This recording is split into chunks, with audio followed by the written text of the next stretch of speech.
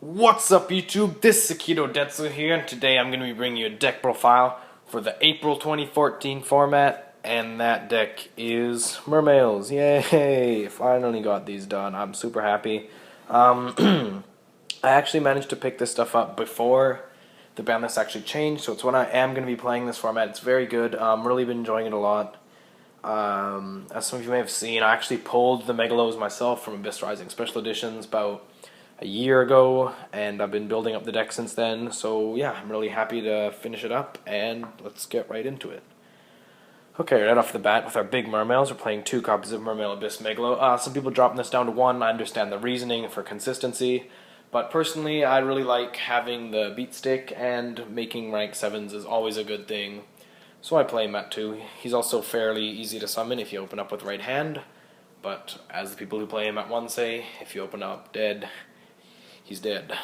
Actually, you can just discard him with a pike or something if you have that, so I guess it's not even terrible. Whatever, 1 lead. Big beat stick, again, same thing I feel like Megalo. Big beat stick, easily special summonable. Also, you can pitch it for another small Mermail's effect, or another big Mermail's effect to special summon it. Combos with Gund in this guy is really good, so yeah. Triple Teus, because you can search out your guys, and he makes easy rank 7 plays. And he also just got a big ass at 2400 defense. Continuing on for the little Mermails, we're playing triple Mermail Abyss Lind. This card basically special summons out your Mermail monsters from the deck. It's really good. Combos off with Sphere if they MST it or in their end phase. Very good card. If you aren't running at 3, you're kind of bad. Quote Zenmei, please. Other 3s, 1 Mermail Abyss Gund, because it's at 1. Really good card. Very searchable with Pike and Teus. Yeah, not much more you can say about that. Pretty staple. For the last 2 3s, I decided to play the copy of Mermail Abyss Osha and the 1 copy of Mermail Abyss Dine. Osha's really good. So is Dine too, but I like Osha a lot. Because Osha, yes, it can do the Teus play, where you end up with Bahamut Shark and the Equipped Engineer, but also it turns itself into a Lind if you open up badly. Like one time I remember I opened up with Osha and basically nothing, and what I ended up doing is turning Osha into a Lind, and from then I drew an Atlantean or something, and it got my plays going, so that was really cool that I was able to do that. Mermail Abyss Dine also used special. I find myself special summoning it with Lind, and then you get to special summon the Lind back, so that's really good, especially in their end phase, because then it starts you off the next turn with a rank 3 play, and the rank 3s in this deck are pretty good. Equipped Engineer and Gaios is pretty much game-breaking against lots of stuff. Evil Swarms, especially. 2 copies of Mermail Abyss Sturge, get your stuff back, also discard outlet. Good card, you can play it at 1 or 2, I like the 2.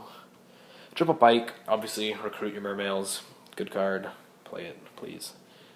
1 copy of Tidal, just because it's an easy 7 to get out there, and if you open up with it and Gund, or if you just happen to have them in your hand, everyone knows you can ditch it and Gund, dump something, then special summon what you dumped, so that's very cool. 1 Undyne, 1 Controller. Undyne is probably one of my favorite cards in here. I love just grabbing it with Pike, or just straight up opening it, just normal summoning and dumping Dragoons, grabbing a Megalo, grabbing a Atlantean or whatever, or if you open it with late game, you can drop it, dump a Marksman, or the Heavy Infantry we play to destroy either like their monster or some background that you're afraid of, so that's very cool. Then for the Atlantean portion that comes with Undyne, we're playing 1 copy of Dragoons to search out your Sea Serpents. 2 copies of Atlantean Marksman, destroy back row. Yeah, love this guy. 1 copy of Heavy Infantry, just destroy face-ups. We play the 1 Heavy Infantry because it's 0 attack, and it's not that good of a draw if you don't open up with a discard outlet, so that's why we play at 1. You can search with Dragoons, like I said, and you can dump it with Undyne. Last 2 monsters is 2 copies of Aqua Spirit. Playing these just because the rank 4s are really good also. Bahamut Sharks, pretty important. Lavalva Chain is to be able to make an Arc or an Exciton against something that you can't, against monsters that you can't get over is always a pretty cool thing. So yeah, the 2 Aqua Spirit makes it 4s, really good. Okay, that's all the monsters. 40 card deck, by the way, just for those of you who are wondering. Spells, 1 Salvage, puts your Undyne back, puts your Atlanteans back in your hand. If you have a dead Megalo and you draw Salvage, You put your Gundy back, you put your heavy infantry back, you're a happy guy. So yeah, but just that one though, I felt like I didn't really want to open it too much, and oftentimes you do find yourself banishing your smaller monsters for Aqua Spirit and Tidal, so that's why I just chose to play it at one, and because I only had one super, so that makes it reasonable, right? Spells, triple MST, destroy back row. Not going to be so good when artifacts come out, but this deck isn't going to be so good when artifacts come out, so swag. One copy of Dark Hole, just to destroy stuff. Normal summoning Lind, and then Dark Holing is hilarious, because your opponent cries. Okay, traps. 3 Abyss Sphere, obvious, combos off with Lind, combos off with basically everything if you need to make an Exceed play, so yeah. 1 Abyss Squall. This thing is basically Return of the Different Dimension from Mermails. You bring back, what I love doing with this is after I've done a Bahamut Shark play, I bring back 2 7s and a Lind or a Trite. I proceed to make a Draco Sack or something with the 7s, and then I just leave that floater there, and during the end phase it's destroyed, so you get to use its effect, you bring something back, and if it's like a pike or something, you can use its effect, so that's very cool. For the monster hate, I guess, we play 1 Torrential Tribute, because again, Lind, it's funny. 1 Warning to stop things that we can't get over, and 1 Black Horn of Heaven for the same reason as Warning, because if we can't steal with Arc, and we can't steal with Big Eye, and we don't have a way to run it over, you gotta stop its summon. You could also play, cards I was considering for this spot were Compulsory, just because you can compulse stuff, Raigeki Break to destroy problem cards, not so good with Beals and stuff, but, and lastly, the Transmigration Prophecy. Probably, if I was going to take it out, I'd put in the Transmigration Prophecy. It's actually really good. It can recycle the entire Undyne engine, since you only play 1 of each. If you put an Undyne and a controller back into your deck, and you are able to search out the Undyne again, then you can feel free to use its effect to destroy stuff, or search if you haven't used Dragoons yet. And also against Boojins, it puts their graveyard traps back into the deck, like Turtle and Hare, whatever. And Fire Kings puts Garanix back. Dark Worlds, it puts Grapha back. It's funny against Insectors because you can, if they just have a Ladybug and a Hornet in the graveyard, and you put them both back into the deck, they're just like, oh, what? The more I talk about it, the more I feel like I should probably be playing a Transmigration Prophecy instead of this, so that is probably going to be taken up for that spot, whatever. You guys just tell me what you think about this space in the deck. Want to keep it at 40 cards, so it's just basically the 1 trap that's kind of bonkers, whatever.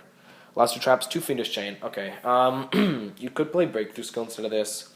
Personally, how I feel about it is that generally with something, if I'm going to want to negate its effect, it's going to be something like a Exoton or a whatever, Catast or something.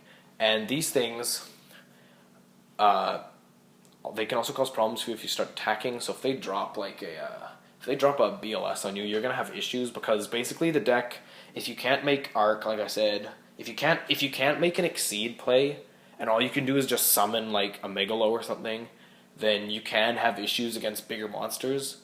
So I felt like being able to protect those monsters was a good thing, but I am going to test with Breakthrough Skills once I get my hands on some. So yeah, that's just my reasoning on that. You guys let me know what you think. It's been working out really well against stuff. So yeah, continuing on to the extra deck.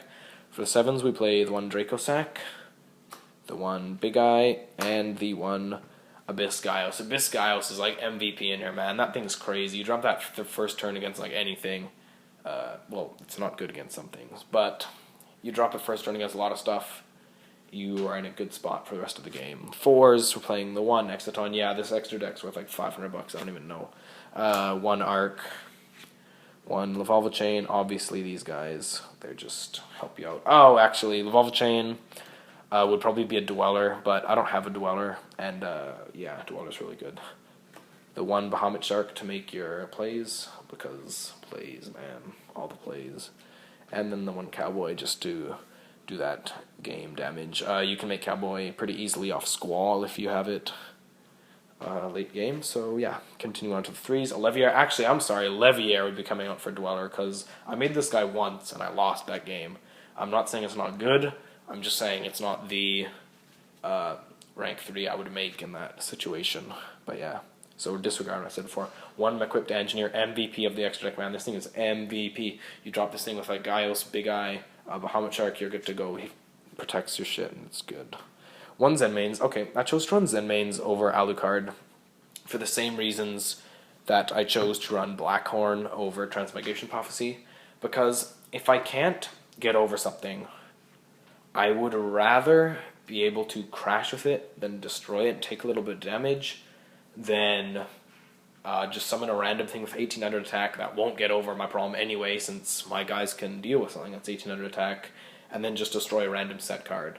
I feel like that logic is sound, and yeah, he's also protective if you don't have your stuff. Like I said, Lind and Dine make a rank 3. So if you're going up against a Catast or something, you can't deal with it.